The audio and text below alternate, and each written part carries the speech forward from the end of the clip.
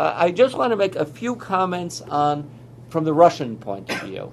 And I really do wish we had more scholars who deal with Russia and the Russian church here among us today, and would discuss what this is going to mean for the Russian church and how it's going to develop. So my argument is that, and I'll make it a little more serious later, that Russia is a matryoshka. Okay, so the outside of the matryoshka is the empire.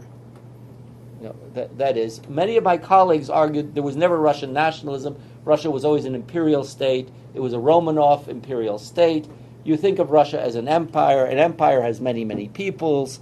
It doesn't really discriminate against one or another. The Russians were not a ruling nation in that sense. You have an empire.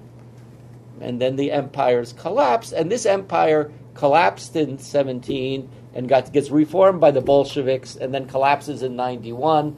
And now Putin would like to reform it, but can't find a way. So that's the outside Russia and the church. The next matryoshka is something I'll call Holy Rus.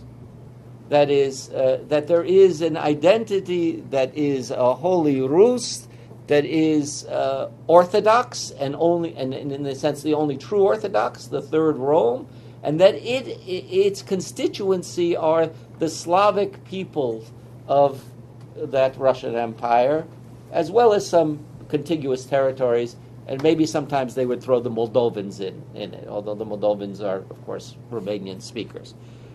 So that really is the next layer, and we are seeing that layer, as the first matryoshka opened up, we're seeing that layer come out now, and you'll find it a lot on the internet and in the discussions.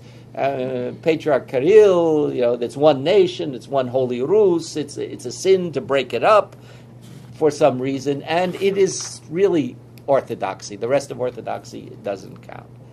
And then the inner one, and what is now seeking to use it, is the Russian nation and Russian nationalism, and the defining of the Russian nation, and now the crisis of those who believe that the Russian nation includes Ukrainians, facing groups that say that it does not. So, Putin could tell Bush, Ukraine is not really a state, shouldn't exist, right? But the church is now trying in many ways as a last gasp to say this, and it can't quite say it, and since 2014 it just had great problems. But at the moment, all the Moscow Patriarchate would permit in Ukraine is a church with the characteristics of autonomy.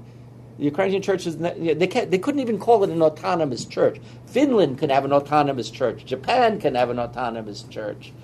But Ukraine, with all those Orthodox believers, could not, because it would go against all these characteristics of the matryoshka that I mentioned, because it's unacceptable yet. And so the Russian church and Kirill have been remarkably lacking, I think, in an ability to deal with an increasingly changing and desperate situation, where it would have seemed that a few years ago all they had to say is, "We'll give you autonomy. Don't go along with all these nationalist Ukrainians here. You'll have an autonomous church, or you'll have some such church." They couldn't do it and make those steps.